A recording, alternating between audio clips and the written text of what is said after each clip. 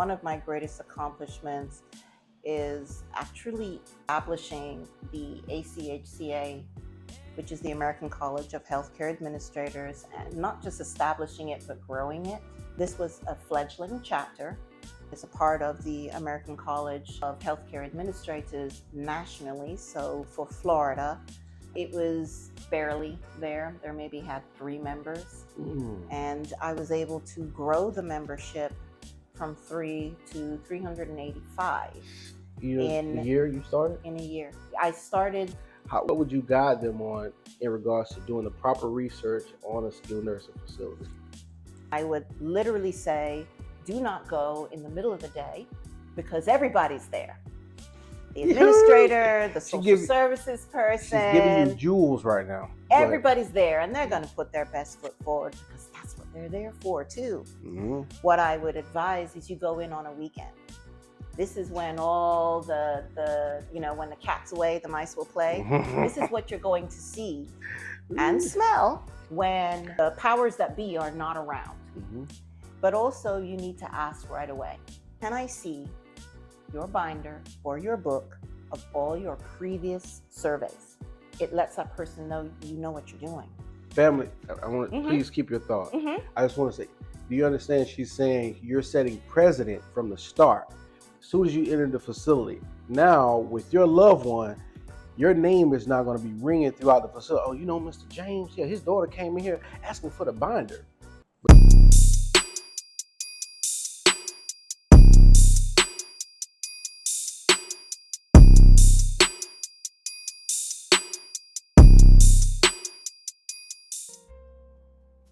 Welcome back, comfy listeners, to another episode of the Let's Get Comfy podcast. Your home for love, peace, joy, but most of all, comfort. Your Florida #1 healthcare education station. I'm your host, Norman Harris, and owner of Comfort Measures Consultant. And once again, I come with another heavy hitter in healthcare. All right. This wonderful individual is a hospital and licensed healthcare administrator and consultant, not only just here in the U.S., but also in Europe as well. The president of American College of Healthcare Administration, Ms. Karen Northover. Hello. Thank you for joining the show. Thank you. Yes, ma'am. Yep. But thank you. Pleasure to be here. Yes, thank you so much for joining me for this wonderful conversation. Been knowing you, I would say, just knowing you. Is that they don't say that, do they? No. I just made that up. I didn't copyright that. Yeah, I've been knowing you. Via LinkedIn, Finally, yes. But in person now. Yes, finally. man, in person. Yes. 2019. So glad to have you. And as we get started, I just would like for you to introduce yourself to the audience. Yes, ma'am. Sure. Well, hello, everyone. I am so honored to be invited to join you on this podcast. I was born and raised in England, and now count myself as a dual citizen. I do work here in the United States and have done for the past 20, almost 30 years. I do have the opportunity to go back and forth to Europe. So because of that dual citizenship, I'm able to work in several different arenas and different countries, all under healthcare. I received my bachelor's degree from UCF, one of the first for their first program. Okay. And then went on to receive a master's with the University of Charleston and received gerontology certification and Montessori dementia professional practitioner through Oxford in London. So I am a hands-on individual, so yes. I truly enjoy what I do around the world, and this is an opportunity to speak about how we can better provide resources and care, not just to our customers, our patients, but also to our staff, our employees, our team members, at every level. So, yeah. Thank you. Thank you Yes, for having me here. of course. Wonderful introduction. A good thing I didn't have to introduce myself. As comparing to that. But yeah, so tell us about your interests. What you enjoy doing. I I like movies. I'm a movie buff. Um, and I actually enjoy traveling. I like historical traveling. Makes me feel like I can go back and walk in the shoes of those who have been there before me. So, and I'm an avid traveler around the world, and enjoy it immensely. But I've just gotten turned on to something new. Okay. And who knew that I was good at it? But I was given a gift for Christmas, which was a miniature dollhouse kit. Why do I need a dollhouse kit? I don't have time for that. Who has time for that? Turns out that it is very meticulous. It requires an infinite amount of patience and very detailed. And I consider that I'm kind of hyper anyway. Probably got some ADHD in there somewhere mixed in there. But that was the only thing that could keep me still and focused for a number of hours. And it was very cathartic for me. So now that's my thing, is that, getting miniature kits from scratch, and they're very tiny. So it's like really taking the time to do that. And I love what the outcome is, and I've gotten quite good at it. So that's my thing for relaxation. Wow. Now. So it's odd. Most people wouldn't think that, oh, you're into miniatures? That's so weird. Yeah. But it's really cool. It's very cool. So yeah, definitely a different aspect you introduced to me. I wouldn't think to do something like that. I just want to massage. Yeah. I like those too. Yeah, for sure. Yeah. So tell us about just some of your greatest accomplishment. It doesn't have to be an award, just something that you're proud of, just in general, that you've accomplished. I mean, you talked about the traveling, which is huge. Someday I hope to get to being able to travel more. But what would you say? I think one of my greatest accomplishments is actually establishing the ACHCA, which is the American College of Healthcare Administrators, and not just establishing it, but growing it. Yeah. This was a fledgling chapter, and it's a part of the American College of Healthcare Administrators nationally. So for Florida, it was barely there. There maybe had 3 members, and I was able to grow the membership from 3 to 385. In a year you started? In a year. I started 2019. 2019, from 3 to yeah, 3. so I was the vice president and then became the president when the president had to step down and had moved to another state. So originally I was like, oh, do I really want to do that? But it is a passion, because I identified this is an area where we can help just our administrators. There are so many organizations that help the facility or the organization. Yes. And if you're not working or you've left the state, those organizations and those associations don't follow you. They're there to represent the facility. But what I liked about ACHCA, which is why I embraced it, this was an association that represented the nursing home administrator or a healthcare leader, no matter what state you're in, no matter who you work for. It follows you everywhere, even Guam and Puerto Rico. Wow. So it was a triumph. We became more of a presence in the healthcare field for the state of Florida, and in fact hosted one of the national convocations in Florida, and that was a great success. Over 1,800 people attended. Wow. From across the country. So it was really great. It was really great and fun. So lots of fun. Right, you're a leader of advocating for administrators. Yes. It's absolutely amazing. So, what led you to do that, or participate, or join? I did not know about them. I did not know, and that's just how they weren't a presence. I was approached by the then the then president, who had contacted me and said, "Hey, do you want to join our board?" Oh, well, who are you? So when they told me, and he told me, and I was like, okay, sure, I'll try it, and managed to see what the benefits were and how we can help, and education, and it's a catalyst for professional growth, and certification, being certified as a nursing home administrator, being a fellow of ACHCA and its benefits. So from there, just kind of learned from there, and just decided, you know what, everyone I know, I'm going to make sure that they know we're here for them. Yeah. And whoever reaches out, I'm that person. I'm that person who's going to help you, because I've been there, and 30 years, it's like, wow. Yeah.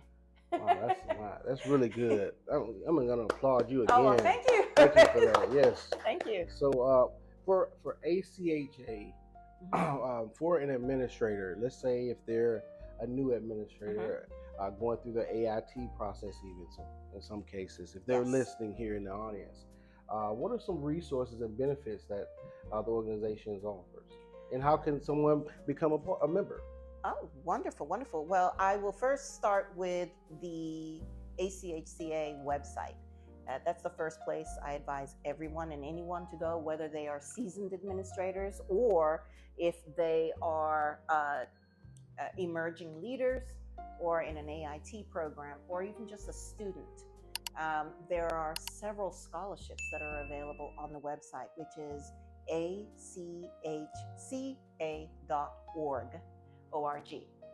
And on that website, they have a career and job board. They actually have already developed and established a mentorship program for AITs and students, as well as emerging leaders, newbies, I call them.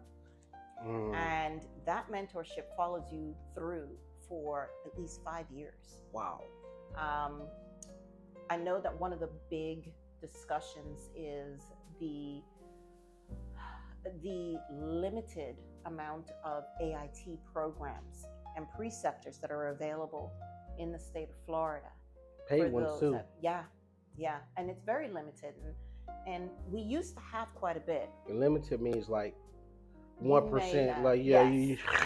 And unfortunately, that was defining what limited means in this case. Yes, please, sure. Because unfortunately, but COVID, when it first started and became a pandemic, and unfortunately, this country, as well as many first world countries, were so unprepared.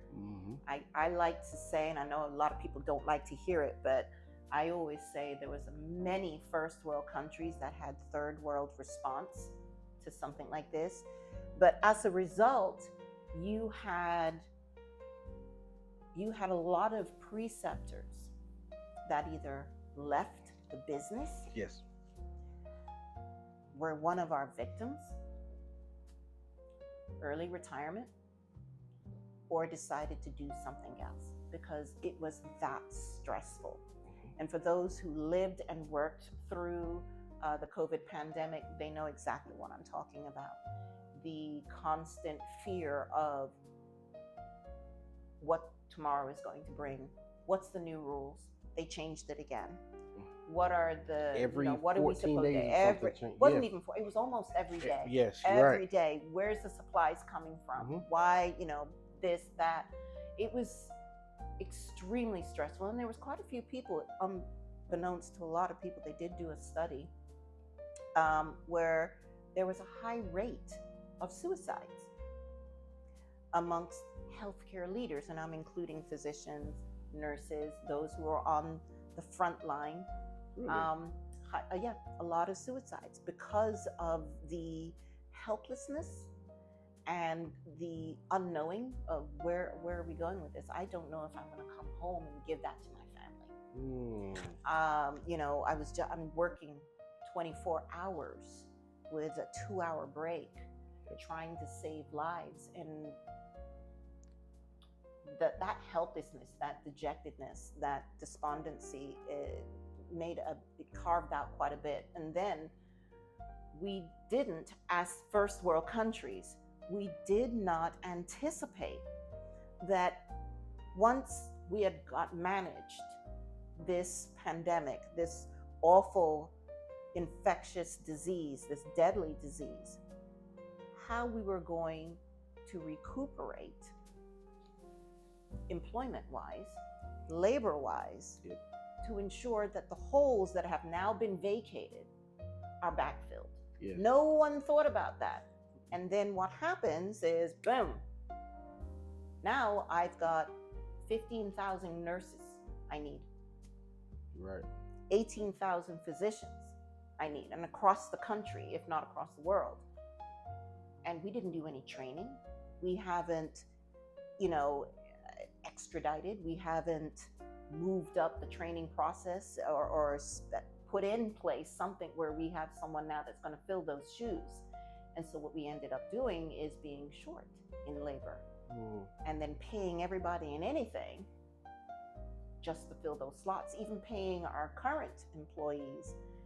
I know we're not supposed to work you more than 72 hours in a row, but I don't have anyone else. And going back to your point that you made about administrators retiring, Florida actually led the United States with the highest rate of administrators to leave the industry. So either they left the state, start practicing elsewhere, they retired as you indicated, or they just chose a different profession altogether during the pandemic. So yeah. And that's because Florida is also the most regulated state in the country. Yes. And also the most litigious state in the country. So I want to go back to ACHA. You indicated something that I want to make sure the audience out there, younger administrators, heard. The mentorship for 5 years. Yes. Mentorship is huge. For me, and I'll just share this, and I'll be brief. For me, just as a newer administrator, it's like you have your preceptor, but your preceptor is an administrator as well. I was lucky enough to have someone that was just more than a preceptor. He was like family, and just still to this day we still communicate. But everyone don't have that experience. Right. So you need someone else to be mentoring you, to sort of guide you, because as a younger administrator, you may be 25, 26, whatever your age may be, and now you're taking as a leader in a skilled nursing facility where you're a director of nursing or your MDS coordinator or your activities director. They've been working in the industry 20 years, 25 years. And now this 25-year-old coming in here and want to tell them what to do. Or now, you have to follow their directives. That can be very intimidating. So having someone to consult with and just speak to and have that guidance, I think that is brilliant. To have that, that's true support. And it is available. Yes. I'm sorry. As a matter of fact, though, at Comfort Measures Consulting, we're here to help you navigate the complexity of healthcare. If you're caring for a loved one as a caregiver, you don't have resources, you don't know what questions to ask, you need to have options, right? Give Comfort Measures a call. Give us a chance. First consultation is free. Speak with me, Comfort Measures Consultant, 850-879-2182. You can also visit our website at www.comfortmeasuresconsulting.com. Talk to you soon. But now we're going to interject, take a brief moment to have our surprise moment of the episode. Okay. Hope you're ready for this. Yes. So this is for you here. I have a wonderful partners that are filmmakers. Okay. And they actually actually made your favorite movie, which is The Shining. Oh my Right, gosh. The Shining. So I told them that you love the movie so much and you wanted to audition for that Okay. movie. So we're gonna go through here, and this is your audition now. Okay. My partners, don't make me look bad, okay? Okay. Okay. Don't make me look bad. They could potentially have you in the next, maybe a The Shining 2. Okay. You know what I mean? They'll have you in there. So we're gonna roll. We're gonna. So the scene this is from The Shining. All right. The scene is overlooking the hotel, sort of in the main lobby at night. All right. Jack slowly approaches Wendy, who is clutching a baseball bat for protection. Okay. She is trembling, packing away up the staircase. Jack's eyes are wild, filled with madness. His voice is calm, but there's an unsettling undertone. You remember this portion from the movie? Yes. All right. So we're gonna. I will be Jack. How do you pronounce Jack's last name? Torrance. Torrance. Yeah, you got it. All right. And you're Wendy Torrance. Oh, brother. All right. You ready? Okay.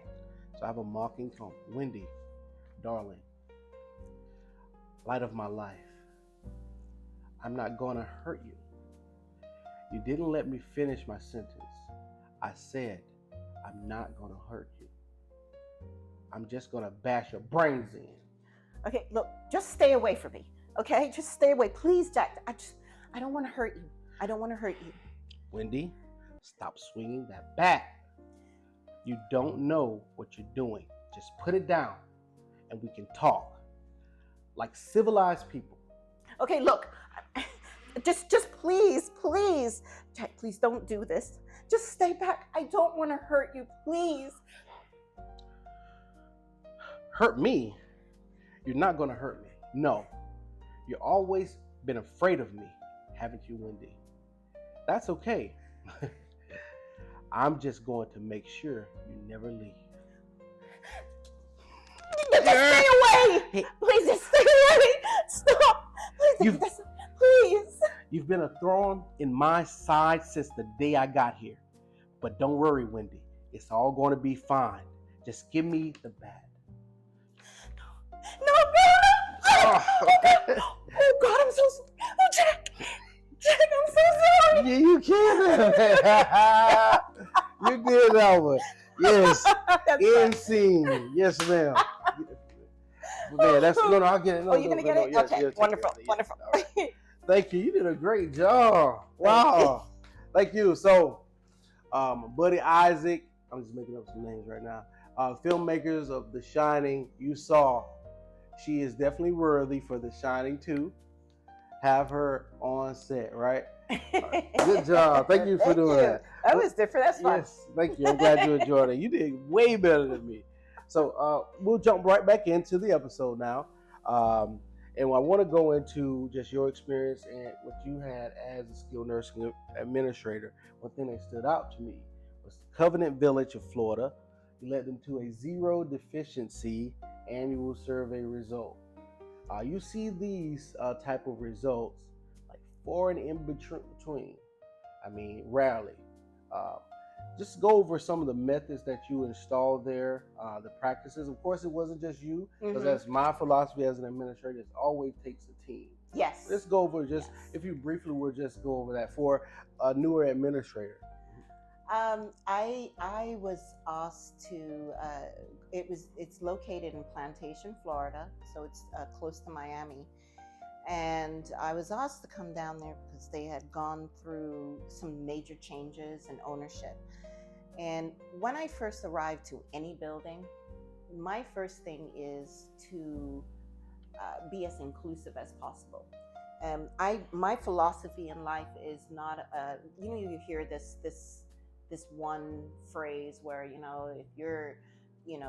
if you're not on the bus, then you need to get off. Because if you're not on for the ride, you need to get off. And I don't believe in that.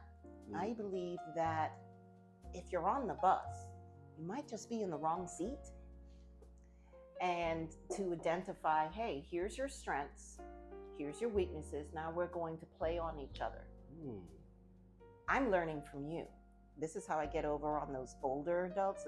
I've been doing this for 45 years. You little upstart, not going to say anything to me. Right. Well, yes, I'm going to learn from you. Wonderful. You've been doing this for 45 years. You're better than this than me. You're an expert in your field. Empower them. How can I learn from you?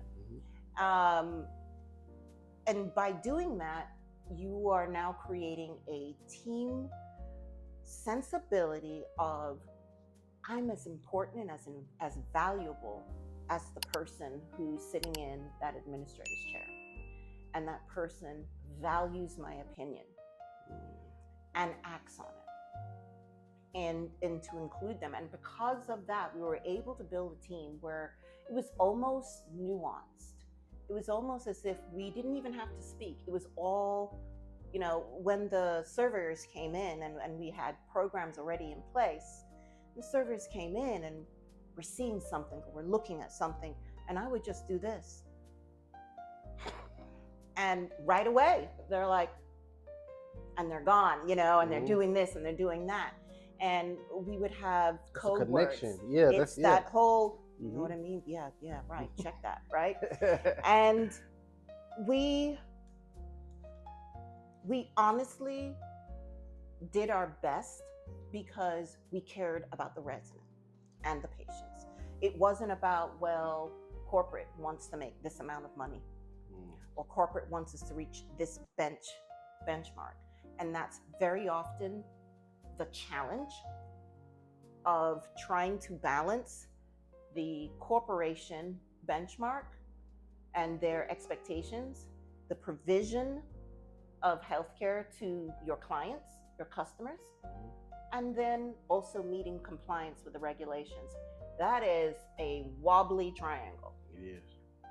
And I think that if you approach things where it's a full cycle, if your employees are satisfied, if they are contented, if they are appreciated, and if they are valued, that gets passed on to the customer.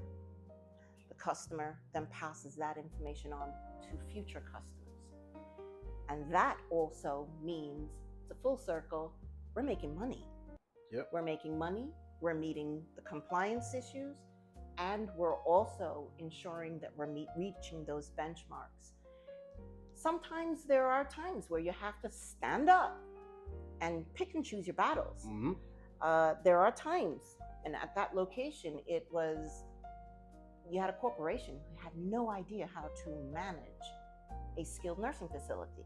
They had wonderful ideas for independent living and assisted living, but had no clue about skilled nursing and had hoped that they could run it the same way.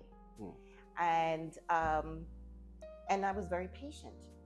And I did a lot of, I'm a visual person. So I did a lot of charts where I'm like, okay, let me explain how this works. That's good. So you see this 5-star? Okay, I know it just looks like 5 stars, yay! But it's not the same like restaurant or a hotel. And it's based on, by the way, what you did 2 years ago. And let me show you how this works. So this is what we can do differently, but it won't reflect until 2 years from now. And it was enlightening. And I think that when we achieved that, I mean, we were ecstatic, but we were in tune.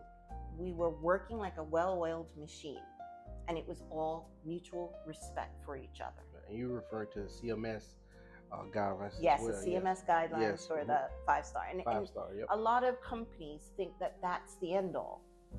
And it's not. No. But that's because they don't understand how CMS, only if you have a company that you're using Medicaid or, Medicaid services, does that CMS now take place. But CMS can shut you down. It could, yes. But it's from 2 years. So, yep. 2 years prior, those scores and ratings are registered. So even if a patient is discharging from a hospital or family members out there, to be honest, if you're looking for a facility, you may look at a facility while you're in the hospital. The case coordinator comes up to you with this list of available rehabs, that you can see. in the area that you could go in there and for your physical therapy. That rating is 2 years prior. Right. So the current team there might be a great team, right, but you never right, give it up. So I advise, and I want you to get your opinion too for caregivers that are not as knowledgeable in the healthcare field. What would you advise a caregiver or family member that are just new? Their mother had a life episode, a life event that now they're going into the hospital and probably going to need rehab afterwards. What would you guide them on in regards to doing the proper research on a skilled nursing facility? I would first say yes, you can look at the list, but definitely go online to CMS or Florida Finder. Yes. Yep. FloridaFinder.gov, I think it is. Yes. And Florida Finder will actually show all of the citations, all of the surveys. It will tell you what their quality measures are, their staffing measures. It will break it down for you. It's like 16 pages long, and you can flip through it. You can also see reviews. And I would say look at those. That's how you're going to narrow down which ones you're actually going to physically visit. There you go. And I would literally say, do not go in the middle of the day, because everybody's there. The administrator, the social services person. She's giving you jewels right now. Everybody's there, and they're going to put their best foot forward because that's what they're there for too. What I would advise is you go in on a weekend. This is when all the when the cat's away, the mice will play. This is what you're going to see and smell when the powers that be are not around. And when you go there on a weekend, you are going to look, first you're going to smell. As soon as you walk in, you're smelling. But also you need to ask right away, can I see your binder or your book of all your previous surveys? First, it lets that person know you know what you're doing. 2, you also get to see what's occurred in the past 6 months.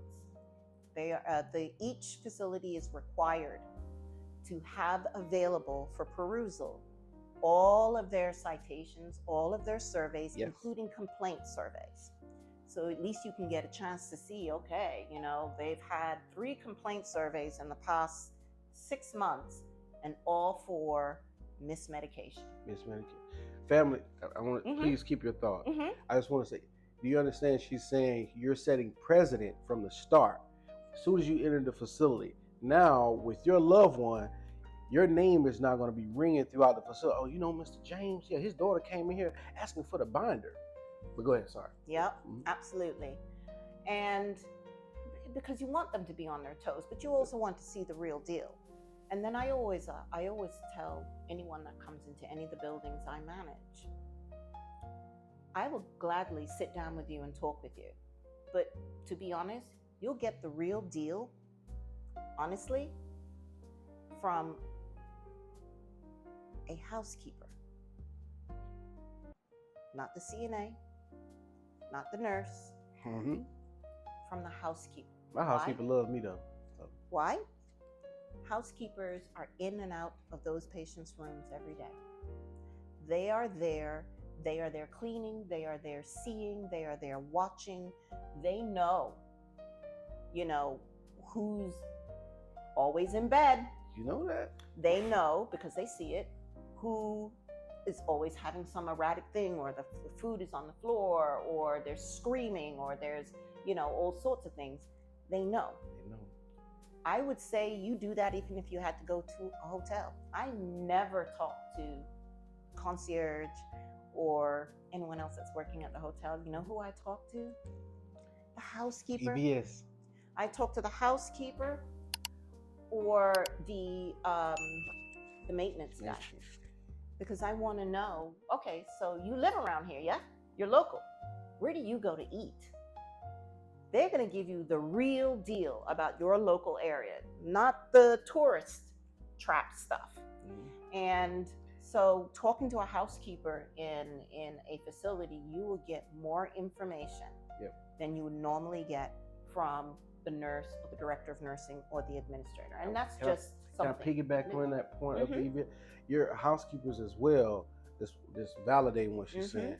They're in the rooms cleaning, so a lot of times with the patients or the residents there, they're talking with them, Mhm. communicating, and so they build that relationship and bond because typically they have an assignment, right? Yes. Whichever area of the facility they're going to clean, and they probably have that assignment every single day Yes. when they're working, and they have these same patients every single day, so they know about the patients, they hear the concerns and all of those things. But sorry, go ahead. Yeah. I mean, those are the tips that I could give. That's a wonderful tip That you gave is to that you gave the, some. I That's some deep advise that. Yeah. And you just it makes you more savvy, Mm-hmm. but at least that you can feel comfortable. One other tip, I always say this, and I only say it because I experienced this with my own grandfather, who needed to go to a rehab unit for some rehabilitation therapy after he had suffered a stroke. And someone had asked me, well, why did you send your grandfather there? And I was like, because I don't want to send him to a facility that has this gorgeous gym, all this equipment. Oh, isn't that lovely? Mm-hmm. And it's got state-of-the-art this and state-of-the-art that. Because he doesn't have that at home. I want to go to real world rehab. I want him to be able to get up out of bed and go to the bathroom. I want him to be able to train to get up out of his house to go and get his mail. So I sent him to a facility where they did bedside to hallway to door rehab therapy. Mm-hmm. And it wasn't a fancy facility. It was a rinky-dinky facility. What I call cozy chic. Yeah, chic. But I knew that their therapy would be more productive and have better outcome for him.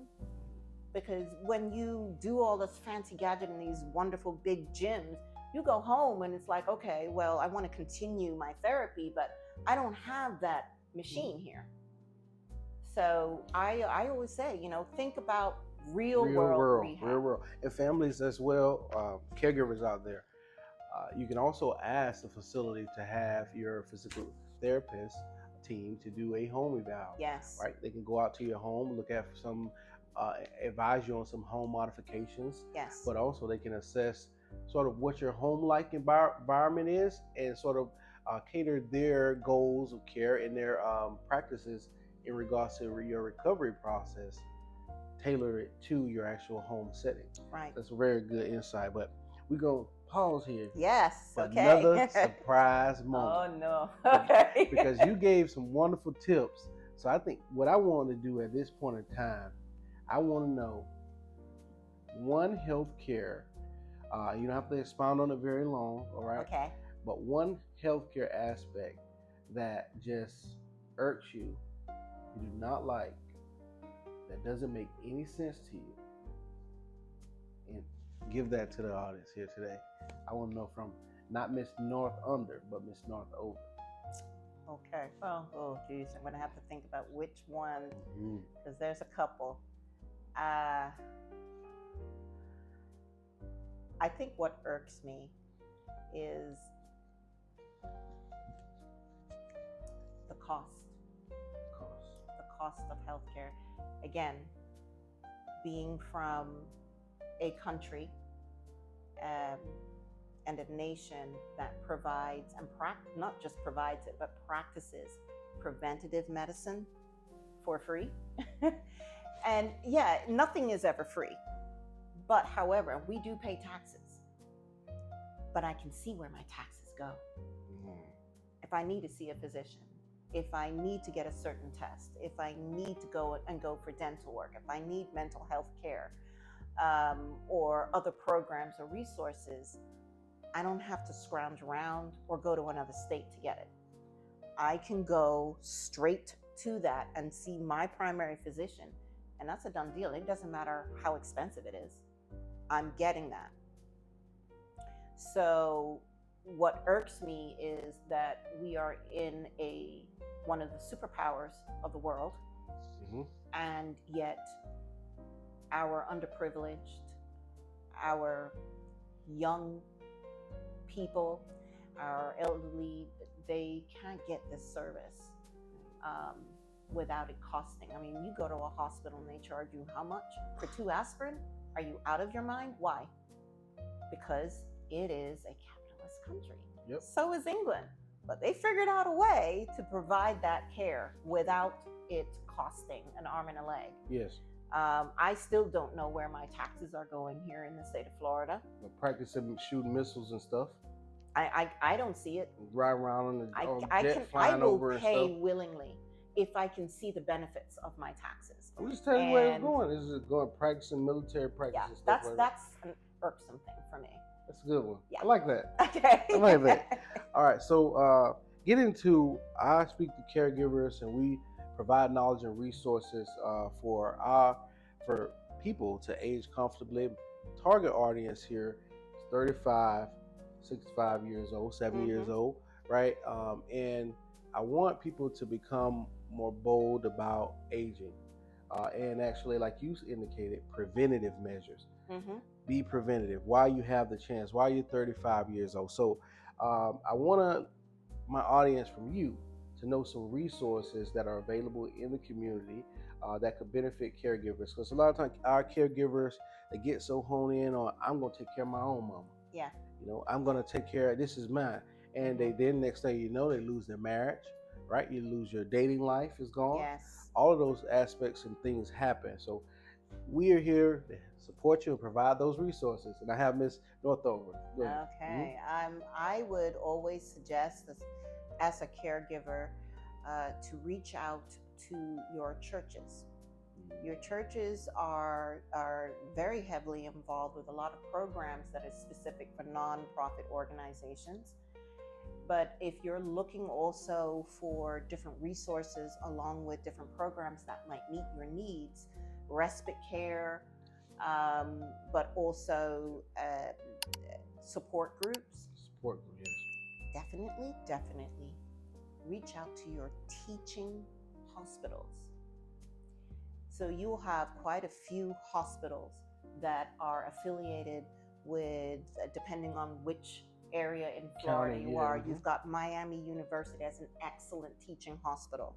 You have University of Central Florida in Orlando that has an excellent, they work with Johns Hopkins. They also work with the VA. Then you also have USF, University of South Florida, and they work with the VA hospital as well as, what's the name of that cancer? Moffitt Cancer Center. Yep. You will be very surprised at what kind of resources and programs are absolutely free, because it's a teaching hospital. And then, of course, you've got University of Florida. You have, FAMU.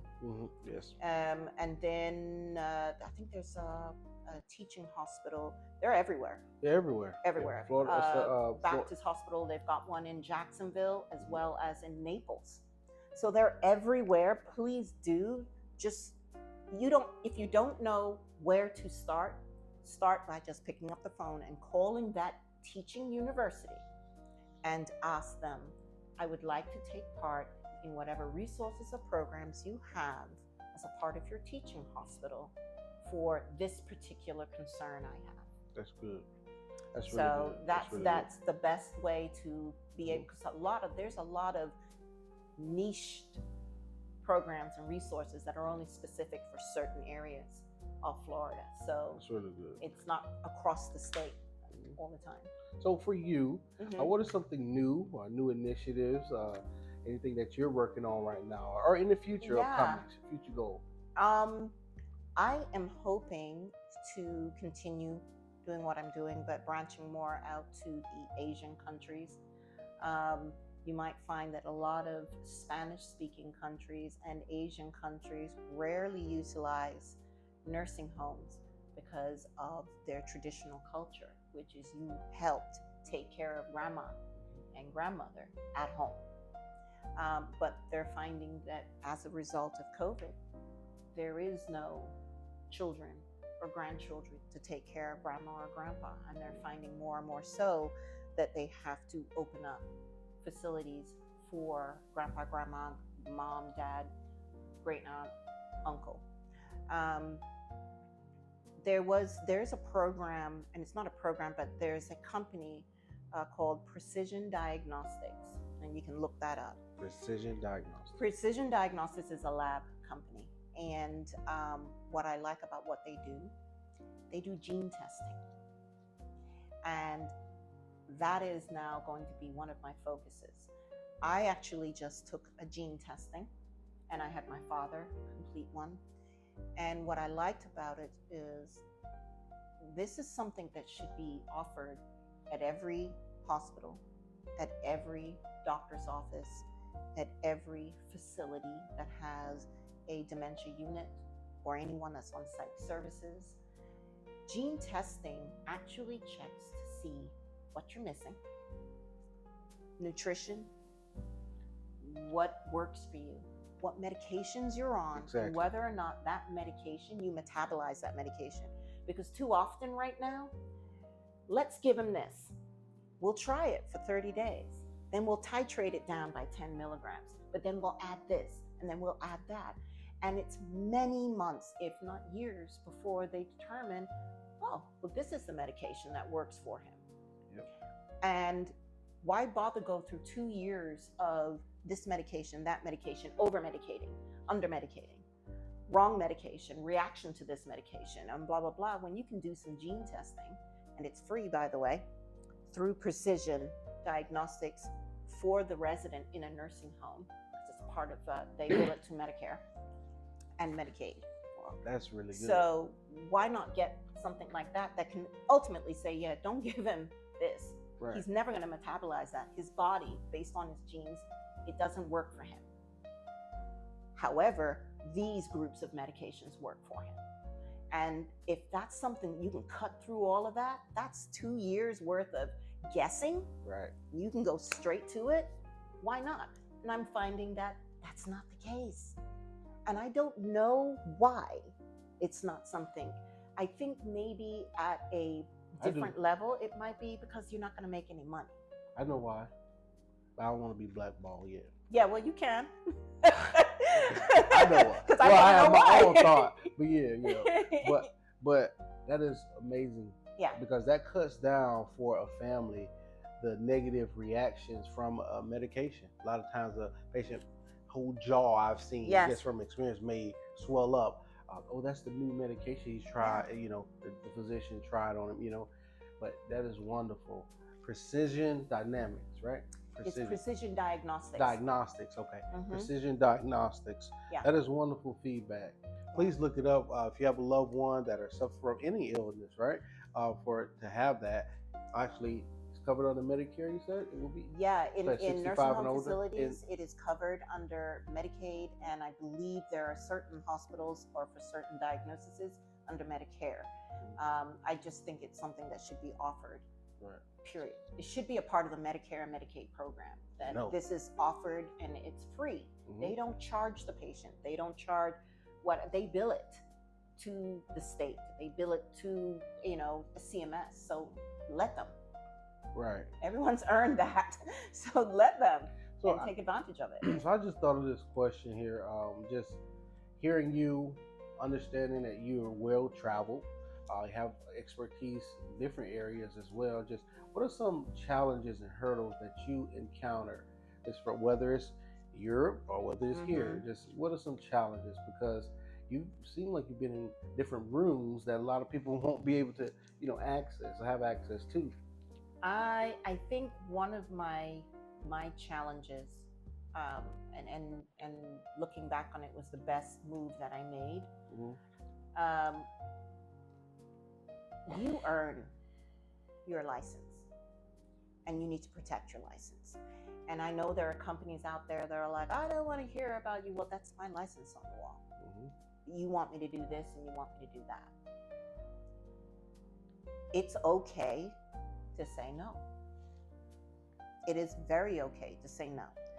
But you need to be able to state that I think this is unethical. And I think that that's the wrong way to approach something. Right. Let me give you a different opportunity. Don't just say no, Right. because then that would be considered insubordination. Yes. But you need to let them know that no, this is unethical. I don't agree with this, and I think that this is going to impact my license. You worked hard for it. You don't want to lose it. And you know, a lot of these companies, they don't care, because why? I can hire another one. Exactly. So You know, so yeah. That was a challenge, and I made that decision at one point, which I've never done in my life, which was no, I'm not going to do that, and I'd rather walk away. Right. I will say I've had that stand before myself, but I went home that same day and went to applying. So make sure you have a plan B now. Make sure you have a plan B. You know, so thank you for sharing that, and we're just wrapping up episode here. You shared so many different gems and resources, not things that I didn't even think of, just reaching out to the universities for caregivers for assistance. I always try to target free resources. Yes. Because those aren't plastered on the billboards, right? You don't see the headlines showing that the Hillsborough County Aging, you know, has this free course or this free workshop related to it.